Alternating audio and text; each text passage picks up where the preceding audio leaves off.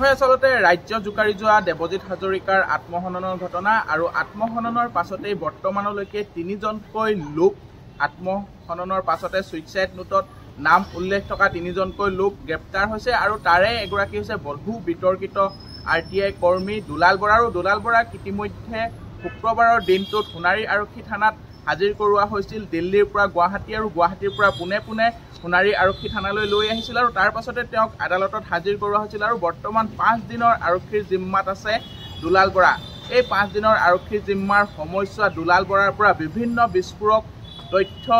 সোণাৰী আৰক্ষীয়ে চৰাইদেউ আৰক্ষীয়ে লাভ কৰিবলৈ সক্ষম হৈছে বুলি আমি জানিব পাৰিছোঁ আৰু তদন্তৰ খাতিৰত কিছু তথ্য বৰ্তমানলৈ আৰক্ষীয়ে বাহিৰ কৰা নাই আৰু যেহেতু আমি কালিৰ দিনটোতো কৈছোঁ যে দুলাল বৰাই সোণাৰীৰ বিভিন্ন গণ্যমান্য ব্যক্তিৰ টাচত আছিল আৰু তেওঁলোকৰ টাচত থাকিয়ে তেওঁ সোণাৰী তথা চৰাইদেউতো ব্লেকমেইলিঙৰ জাল পেলাইছিল নেকি সেয়া এতিয়া এটা ডাঙৰ প্ৰশ্ন হিচাপে উত্থাপন হৈছে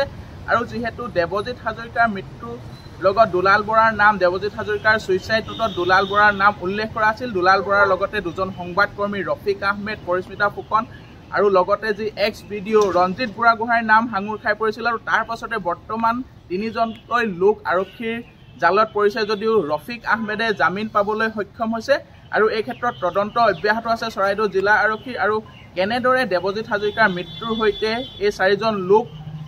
লগ হৈছিল সেয়াও এতিয়া ডাঙৰ প্ৰশ্ন আৰু এটা কথা আমি উল্লেখ কৰিব পাৰোঁ যেহেতু আৰক্ষীৰ তদন্ত অব্যাহত আছে এই তদন্তৰ অব্যাহত থকাৰ মাজতে শেহতীয়া আপডেট বুলি ক'লে আমি জানিব পাৰিছোঁ যে দুলাল বৰাৰ পৰা আৰক্ষীয়ে প্ৰায় 8খনতকৈ অধিক ক্ৰেডিট কাৰ্ড আৰু ডেবিট কাৰ্ড জব্দ কৰিছে লগতে প্ৰায় 10 লাখ টকা সোণৰ গহনা দুলাল বৰাৰ পৰা আৰক্ষীয়ে জব্দ কৰিছে লগতে 3খনকৈ চেক বুক দুলাল বৰাৰ আৰক্ষীয়ে জব্দ কৰিছে আৰু যেহেতু বিভিন্ন গণ্যমান্য ব্যক্তিৰ চৰাইদেউ জিলাৰ বিভিন্ন গণ্যমান্য ব্যক্তিৰ নাম দুলাল বৰাৰ সৈতে তদন্তত সাঙুৰ খাই পৰিছে সেয়েহে যিকোনো মুহূৰ্ততে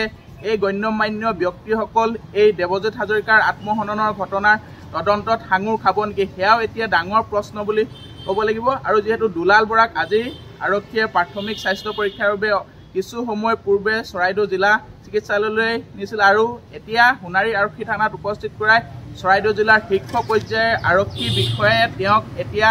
পুনৰ ফুটফুচ অব্যাহত ৰাখিছে আৰু এই ক্ষেত্ৰত কেনেদৰে সমগ্ৰ ঘটনাৰ সৈতে দুলাল বৰা জড়িত হৈছিল সোণাৰীৰ সৈতে দুলাল বৰা কি সম্পৰ্ক আছিল সেয়া আৰক্ষীৰ তদন্তত লাহে লাহে প্ৰকাশ পাব আৰু এটা কথা যদি আমি ক'বলৈ যাওঁ যিহেতু 2জনকৈ লোকক বৰ্তমান আৰক্ষীৰ জিম্মাৰ পৰা ন্যায়িক জিম্মালৈ প্ৰেৰণ কৰা হৈছে পৰিস্মিতা ফুকন আৰু ৰঞ্জিত বুঢ়াগোহাঁই এই ক্ষেত্ৰত এটা প্ৰশ্ন উত্থাপন হ'ব পাৰে যে আৰক্ষীৰ পৰা এটা আদালতত পুনৰ আবেদন আহিব পাৰে যে দুলাল বৰা আৰু ৰঞ্জিত বুঢ়াগোহাঁই আৰু পৰিস্মিতা ফুকনক একেলগে পুনৰ আৰক্ষীয়ে সোধপোছ কৰিব নেকি আৰক্ষীয়ে পুনৰ